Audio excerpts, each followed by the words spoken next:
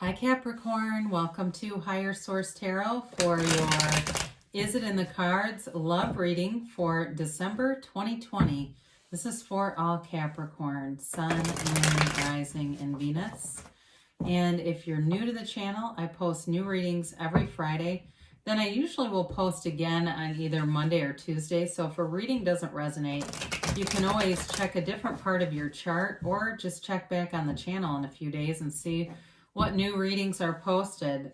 If you haven't subscribed yet, I'd love to invite you to join us and subscribe. That also will help you to know when new readings are posted too. So let's get the guidance for Capricorn in love, please. What does Capricorn need to know about love? What advice do you have for Capricorn? Sun, Moon, Rising, and Venus. Okay, here we go. Let's just do one more there.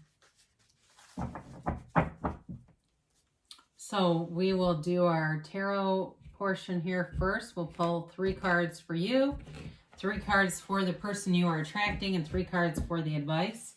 And we'll do an Angel Answers Oracle card reading. So you have the Star, the Chariot, and the 9 of Pentacles. The person you are attracting has the Lovers, the 7 of Wands, and the Moon. Your advice here is the 6 of Wands, the 6 of Swords, 2 of Swords, and the Ace of Swords. Well, you certainly could be attracting an Aquarius, especially with all these swords, my word. Very airy. It seems like there's maybe a little bit of thinking in the advice here. But you've definitely got love here. I mean, both of your cards, I was going to say hands, are beautiful. And it's really strong too. I mean, you have here 4 major arcana and an ace. I mean, there's powerful reading here.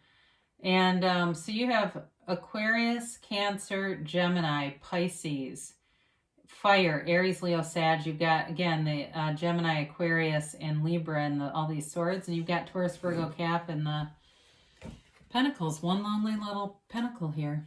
But you know what? You've got plenty to say. So what a beautiful energy.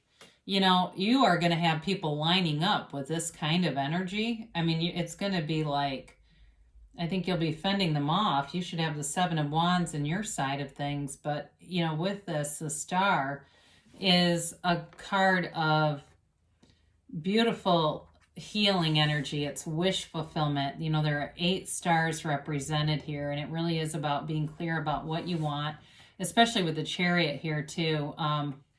Sorry, I'm having a hard time showing him. He's just kind of peeking out.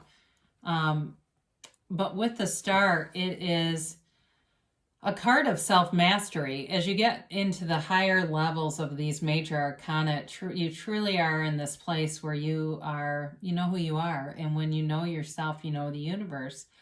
So the Star holds these pools of water. You know, the water is the emotion. It's being very transparent, very, very emotionally balanced. And in fact, she even balances herself on this pond, on this pool, which is the seat of the soul.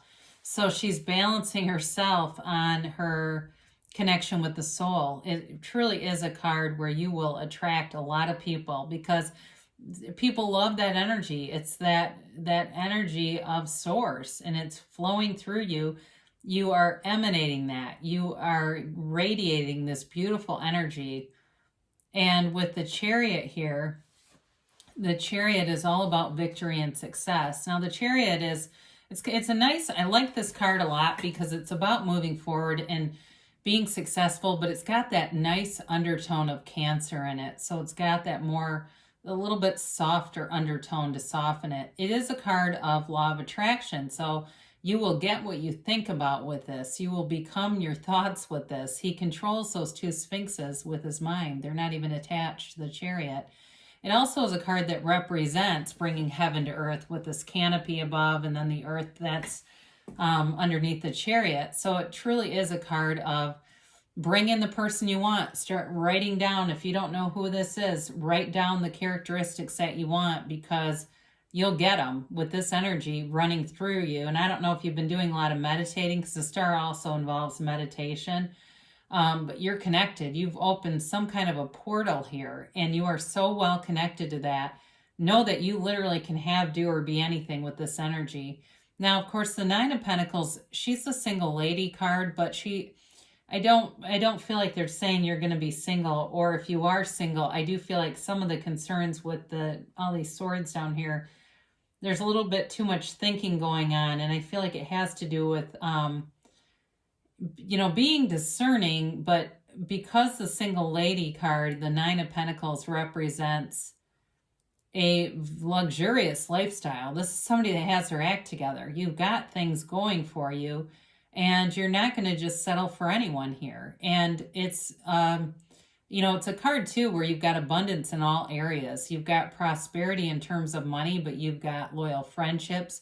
And you, like I said, you've got this energy where you are attracting people. So be aware of that, because who you're attracting looks lovely. I mean, I have no concerns about them.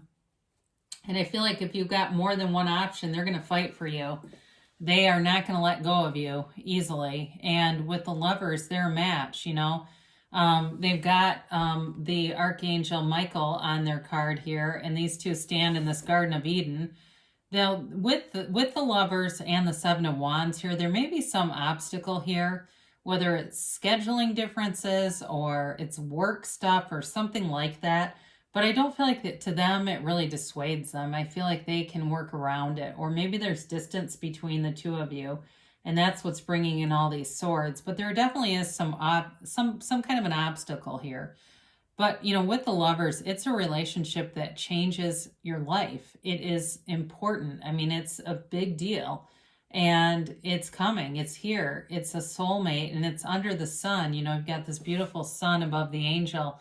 And so it's divinely guided. Now, the Seven of Wands is a card of success, much like the Chariot is also a 7, just to point that out. You each have a 7 in the same spot.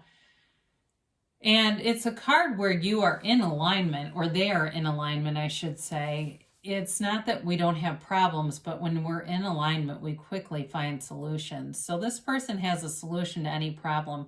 And they may be in some kind of risk management. This may be for work for them too, or where they're managing a lot of people and they're constantly having to pivot because of the pandemic. I do get that for them, but I don't feel like it burns them out. I don't feel like it's burdensome where they come in and have had another shitty day at work.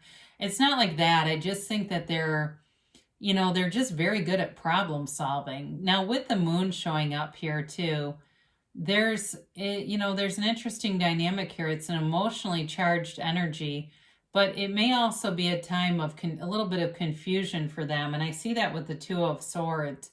So if there's some obstacle here, I feel like they'll overcome it, or whatever this is, but I do feel like it makes them pause for a minute. And, but I don't feel like it's anything that stops things. It's just more about allowing feelings to be revealed, because this can be a card too of hidden emotion. So for some of you, that may also be what part of that is about. Maybe they are very busy and they've got feelings, but it's like a timing thing.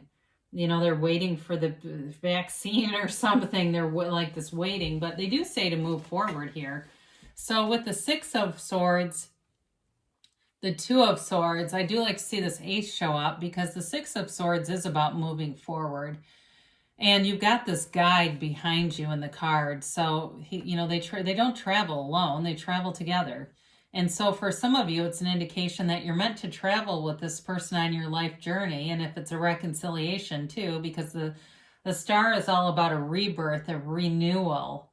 So for somebody here, it even could be like a vow renewal or something. If you're already married and you're just watching this for kicks, it's definitely like a renewal and a recharge, and it feels brand new. So with the Six of Swords, they travel together. They don't travel alone in this world, and you're not meant to be apart or alone. Now the Two of Swords, this is where there's some kind of conflict, and it can be feeling caught in the middle, or kind of caught between a rock and a hard place. So again, this may be to do with whatever that Seven of Wands is, like there's some kind of a scheduling delay or problem, or distance kind of a thing. But with this, it's hard to see solutions with that blindfold. So The Ace of Swords comes in to bring clarity of thought and mind, and that is huge here because the Two of Swords can really hold things up and keep us in our heads. It's like living rent-free in your head, right? And we never get anywhere with that. So the Ace of Swords comes in to bring in solutions and to move this forward. It's also a card of communication. So somebody here, too, if there's hidden emotion with the moon, it's not going to be hidden for long because the Ace of Swords energy will bring it forward. It's time to talk. It's time to get that out there. And I do feel like, too, so there's like something with that person where I feel like they're going to get to the place, if they haven't conveyed it, like they're going to feel like there's a time kind of pressure thing, right? Like I better say something, even though like I say, what's meant for you won't miss you. But I do feel like they get kind of caught up with that and feeling like if they wait too long to say something, there's going to be a missed opportunity. But even though there wouldn't really be, that's our ego that does that to us. But boy, what a beautiful reading that you have. The cards representing you are, I can see why they're interested.